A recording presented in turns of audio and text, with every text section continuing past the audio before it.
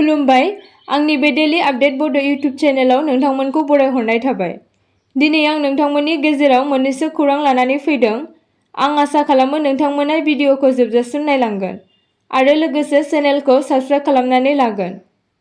दिनैनि मोननैसो खौराङाव दङ। सेथि खौराङाव दङ गसाइगाव गुरुपलायाव थानाय शंकरदेव बिद्या निकेतन फरायसालिनि गोरायुं राजा सिं गवालानि हेंथायै गथ'फोरनि बिमा-बिफाफोरनि गोख्रों खुद्रिसारनाय। फरायसाफोरखौ जानला मानला बुनाय आरो गावनि गोसो बायदि फोरोंगिरिफोरखौ होखारनाय आरो फरायसालिनि कमिटिया जेबो थिक गैयि बायदि अजदफोरखौ लानानै 27 आगस्त खालि मैया फरायसाफोरनि बिमा-बिफाफोरनि गोख्रों खुद्रिसारनायखौ नुनो मोन्दों।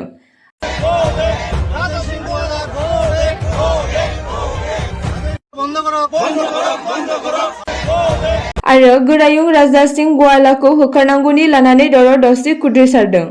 नैथि खौराङाव दङ दासान्दि 15थि आसाम आयेन आफादनि दुफां बोथोरनि जथुमा सोलिगासिनो दङ। मैयानि जाना थांनाय आसाम आयेन आफादनि जथुमायाव गोबां बाथ्रा दान्थेलायनायखौ नुनो मोन्दों। आसामनि गिबि मन्थ्रि ड हिमन्त बिश्व शर्माखौ आसामाव आइजोफोरनि सायाव इनाय उदखार जाथाया बांसिन जानायखौ नोजोर होनानै मैया संसदनि सिङाव बेरेखा दोलोआ सरकारखौ सोंथि खालामदोंमोन। बे बाथ्राखौ लानानै गिबि मन्थ्रि हिमन्त बिश्व शर्माया आसामाव मुसलमानफोरनि बांनायखौ थांखिनानै बुंदों।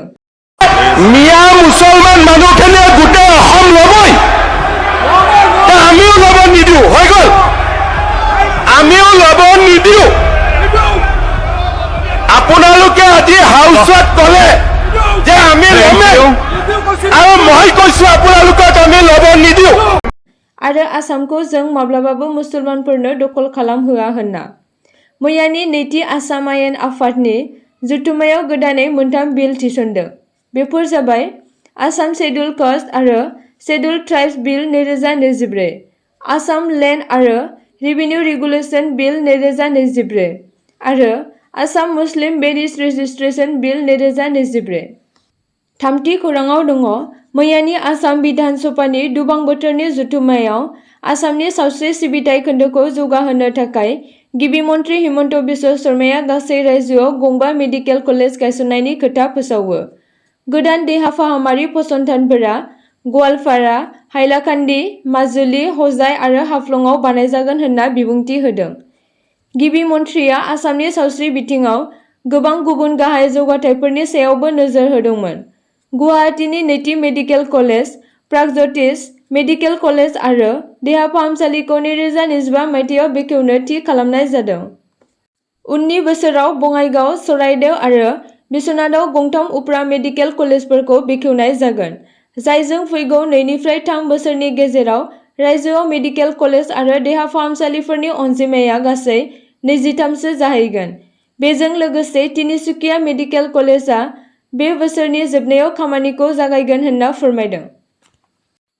ब्रैथि खौराङाव दङ कक्राझार पुलिसआ सं दाननानै गसाइगावनि सिङाव थानाय कसुगाव सुदेमपुर ओनसोलनिफ्राय गोबां बिबांनि हाथियार बोखांनो हादों।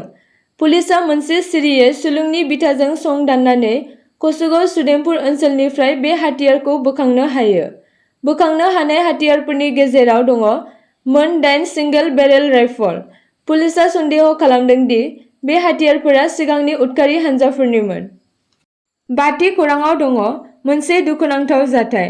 आसामनि डिब्रुगड़ जिल्लानि मरानाव लोगोफोरनि गेजेराव मोजां मोनलायनाय बेरेखा जानायनि थाखाय सासे सेंग्राखौ गावनि लोगोफोरा बुथारदोंमोन।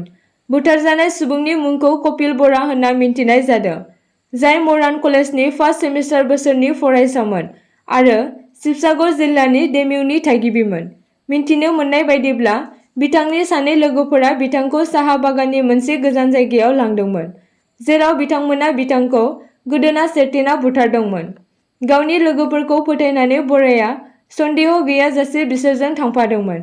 बे गिख्रंथाव दायनि थांखिया मोनसे मोजां मोनलायनायजों सोमोन्दो दं होनना फोथायनाय जायो।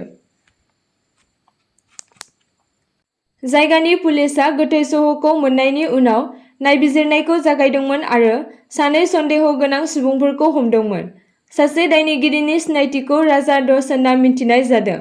फारसेथिं नैथि सुबुंनि सिनायथिखौ मिन्थिनो मोननाय जायाखै। खौरां मोननाय बायदिब्ला सानैबो सोंनाय फिननायनि समाव दायखौ सिमान जादों होनना फोरमायदों। द'थि खौराङाव दङ चिरां जिल्लानि सिङाव थानाय गुरुबासा दालाइ आफाद एबसुनि बानजायनायाव फोसाव बिलाइ सिथाबनाय हाबाफारि लादों।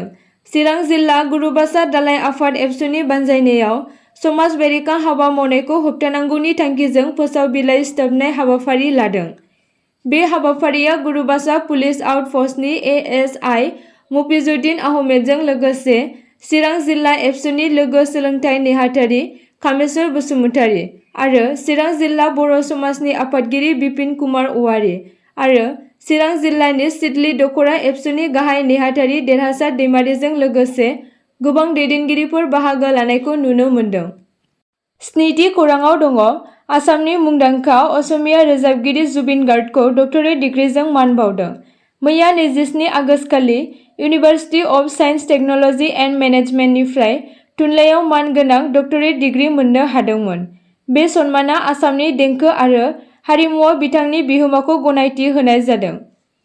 आसा खालामो नोंथांमोना भिडिअखौ नायनानै मोजां मोनगोन आरो चेनेलखौ लाइक आरो साबस्क्राइब खालामनानै लागोन।